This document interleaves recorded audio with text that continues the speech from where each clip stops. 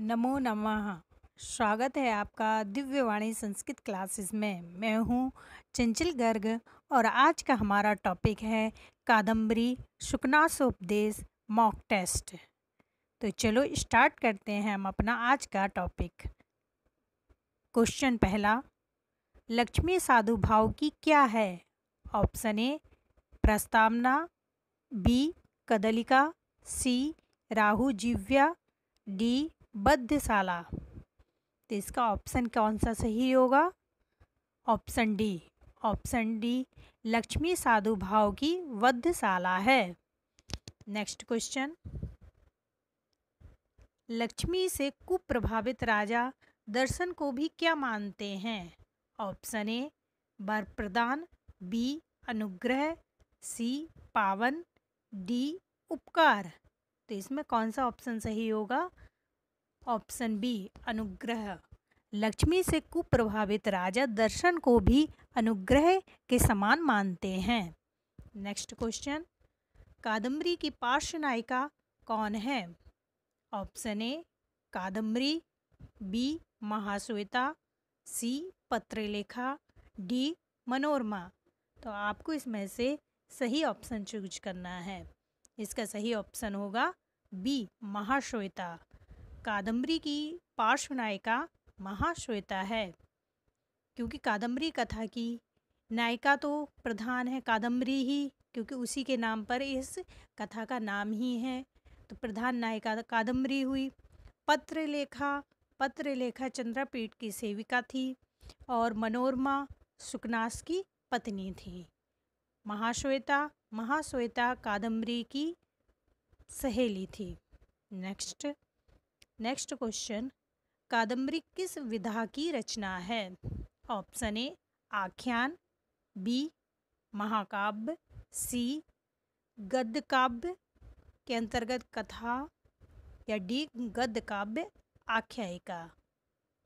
तो इसका सही आंसर क्या होगा? इसका सही आंसर होगा ऑप्शन सी गद्य काव्य कथा। जैसा कि हम जानते हैं, जब कभी कोई रचना लिखता है, किसी भी रचना का जब लेखन होता है तो उसकी कोई ना कोई एक विधा अवश्य होती है। संस्कृत साहित्य में सारी रचनाओं को प्रथमतः दो भागों में बांटा गया है, दृश्य काव्य और श्रव्य काव्य। श्रव्य काव्य को भी तीन भागों में बांटा गया है, गद्य, पद्य, चंपू। फिर उसके अंतर्गत गद्य काव्य को भी दो भागों में बांटा गया है, कथा और आख्यायिका। तो कादम्बरी क्या है? कादम्बरी गद्य काव्य के अंतर्गत कथा काव्य के अंतर्गत आती है। तो ऑप्शन सी गद्य काव्य कथा। कादम्बरी गद्य काव्य कथा विधा में रचना की गई है। नेक्स्ट क्वेश्चन, शुकनासोपदेश की विषय वस्तु में निम्नलिखित में से कौन सम्मिलित नहीं है? अगर हम शुकनासोपदेश जब पढ़ते हैं तो उसमें से ये जो चार ऑप्शन है, इनमें तीन ऑप्शन तो वर्णित है, एक ऐसा ऑप्शन है जिसका वर्णन हमें शुकनासोपदेश में नहीं मिलता। तो वही ऑप्शन हमें इसमें छांटना है और वही ऑप्शन इसका सही आंसर होगा। तो ऑप्शन है ये युवा अवस्था जन्य विकार, लक्ष्मी मद, उत्तराधिकार के प्रति लापरवाही, या ऐश्वर्य संबंधी दोष। इसका सही ऑप्शन क्या होगा? तो इसका सही ऑप्शन होगा ऑप्शन सी उत्तराधिकार के प्रति लापरवाही। शुकनासोपदेश में युवावस्था से उत्पन्न होने वाले विकारों का वर्णन है, लक्ष्मी के मद का वर्णन है, ऐश्वर्य संबंधी दोषों का भी वर्णन है, लेकिन उत्तराधिकार के प्रति लापरवाही का वर्णन नहीं है। तो इस क्वेश्चन का सही आंसर होगा ऑप्शन सी। नेक्स्ट क्वेश्चन, पुरुषोत्तम रतापी खल जन प्रिया, यह युक्ति किसके लिए आई है? ऑप्शन है ये चांडाल कन्या, बी कादम्बरी, सी महाश्वेता, डी लक्ष्मी। इसका सही आंसर क्या होगा? तो आंसर डी लक्ष्मी। पुरुषोत्तम रतापी खल जन प्रिया, यह युक्ति लक्ष्मी के लिए आई है। इसका अर्थ है पुरुषोत्तम। पुरुषोत्तम कहते हैं भगवान विष्णु को। विष्णु जी में रथ होते हुए भी वह खलजन प्रिय है। तो कौन है वो है लक्ष्मी। नेक्स्ट क्वेश्चन, लक्ष्मी मद कैसा होता है? ऑप्शन है मदिरापान के समान, बी विषपान के समान, सी शीघ्र विनाशी, डी अंतिम अवस्था में भी नष्ट ना होने वाला। तो इसका सही आंसर क्या होगा? ऑप्शन डी, अंतिम अवस्था में भी नष्ट ना होने वाला। लक्ष्मी का मद ऐसा होता है कि इंसान का अंतिम समय भी आ जाए तब भी उसका लक्ष्मी का मद नष्ट नहीं होता है। इसके लिए बाणभट्ट जी ने लिखा है, ये सूक्ति भी बहुत फेमस सूक्ति है, अपरिणामोपशमो दारुणो लक्ष्मी मदाहा। नेक्स्ट, शुकनासोपदेश में किसे अविनयों का घर नहीं कहा गया है? इसमें ध्यान देने योग्य बात है कि प्रश्न में नहीं शब्द लगा है, तो इसको ध्यान में रखकर ही हमें इसका ऑप्शन छांटना होगा। तो ऑप्शन है ये, गर्व ऐश्वर्यत्म, अभिनय यौवनत्व, अप्रतिम रूपत्व, या डी ऐश्वर्य तिमिर अंधत्व। इसका सही आंसर क्या होगा? ऑप्शन डी, ऐश्वर्य तिमिर अंधत्वम। गर्व ऐश्वर्यत्म, अभिनय यौवनत्व, अप्रतिम रूपत्व, ये तीनों तो शुकनासोपदेश में अभिनयों के घर बताए गए हैं, लेकिन ये चौथा ऐश्वर्य संबंधी अंधत्व नहीं बताया गया। उसमें चौथा बताया गया है अमानुष शक्ति, इसलिए इसका ऑप्शन डी सही आंसर होगा। नेक्स्ट क्वेश्चन, कादम्बरी कथा के विषय में निम्न में से कौन सी बात गलत है? इसमें भी ध्यान देने वाली बात है कि प्रश्न में पूछा गया गलत बात, तो इसको ध्यान में रखकर ही हम ऑप्शनों को देखेंगे। पहला ऑप्शन, ऑप्शन ए, शुक ने शूद्रक को सुनाया, बी जावाली ने सुक को सुनाया, सी महाश्वेता ने चंद्रापीठ को सुनाया, डी शुकनास ने चंद्रापीठ को सुनाया। तो इसका सही आंसर क्या होगा? इसका सही आंसर होगा ऑप्शन डी, शुकनास ने चंद्रापीठ को सुनाया। कादम्बरी के अंतर्गत, कादम्बरी एक कथा है और इसके अंतर्गत भी कथा कौन कौन किसे सुनाता है, तो शुरुआत ही कादम्बरी कथा की होती है कि एक सुक होता है, वह राजा शूद्रक की सभा में जाता है और राजा शूद्रक को कथा सुनाता है, और उसी क्रम में वह बताता है कि एक जावाली ऋषि का आश्रम होता है। वहाँ पर जब वो सुक वहाँ पहुँच जाता है तो उसको देखकर जावाली ऋषि कथा को सुनाते हैं। फिर वह आगे इसी क्रम में जावाली ऋषि बताते हैं कि एक बार महाश्वेता से जब चंद्रापीठ प्रथम बार मिलता है तो चंद्रापीठ उससे पूछता है उसके बारे में, तो चंद्रापीठ को महाश्वेता कथा सुनाती है। लेकिन ये शुकनास चंद्रापीठ को कोई कथा नहीं सुनाता है, वह उसे उपदेश देता है, ना कि कथा सुनाता है। इसलिए इसका ऑप्शन डी सही आंसर होगा। नेक्स्ट क्वेश्चन, बाणस्तु पंचानना सूक्ति किसने कही है? तो इसका ऑप्शन है ए चंद्रदेव, बी जयदेव, सी मल्लीनाथ, डी धर्मदास। तो इसका ऑप्शन कौन सा सही है? ऑप्शन ए चंद्रदेव। चंद्रदेव ने बाणस्तु पंचानना कह के महाकवि बाणभट्ट की प्रशंसा की है। नेक्स्ट क्वेश्चन,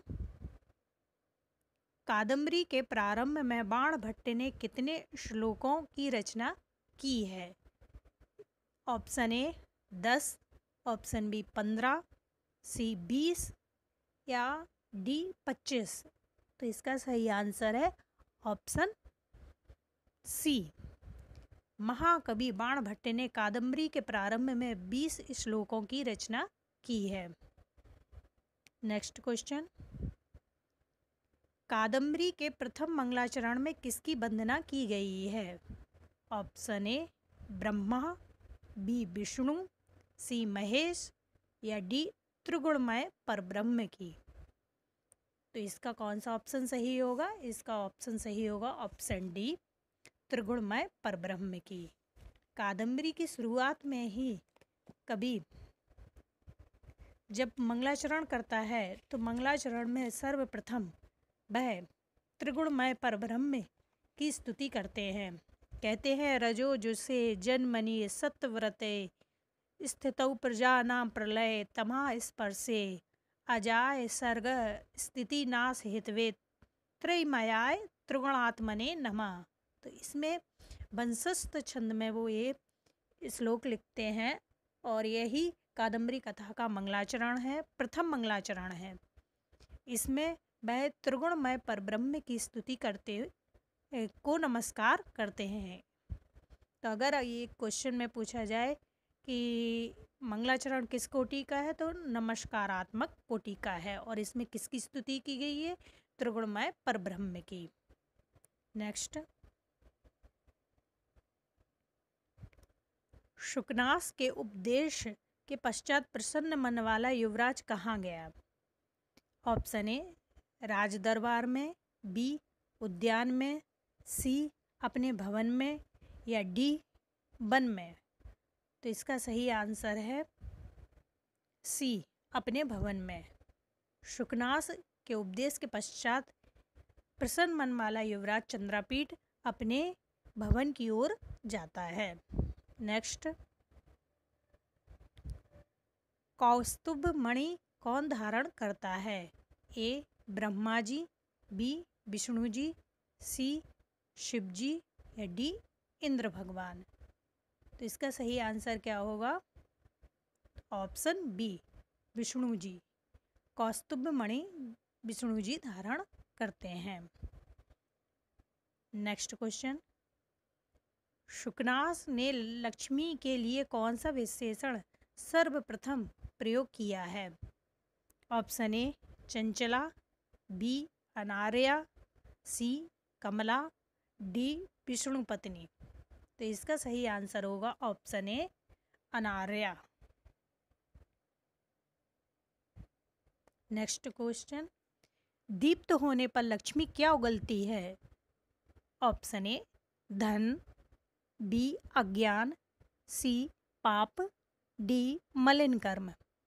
तो इसका सही आंसर होगा ऑप्शन डी, मलिन कर्म।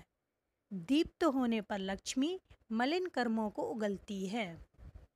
नेक्स्ट क्वेश्चन, शुकनास ने चंद्रापीठ से किसे उठाने को कहा?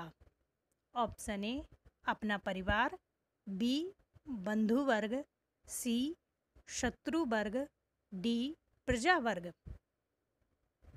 इसका सही आंसर क्या होगा? तो इसका सही आंसर होगा ऑप्शन डी, प्रजा वर्ग। शुकनास ने चंद्रापीठ को पूरे प्रजा वर्ग को उठाने के लिए कहा। नेक्स्ट, लक्ष्मी क्या प्रदर्शित करती हुई अपना विरोधी चरित्र प्रकट करती है? Option A Aishwarya, B Vaibhav, C Indrajal, D Leela. इसका सही आंसर क्या होगा?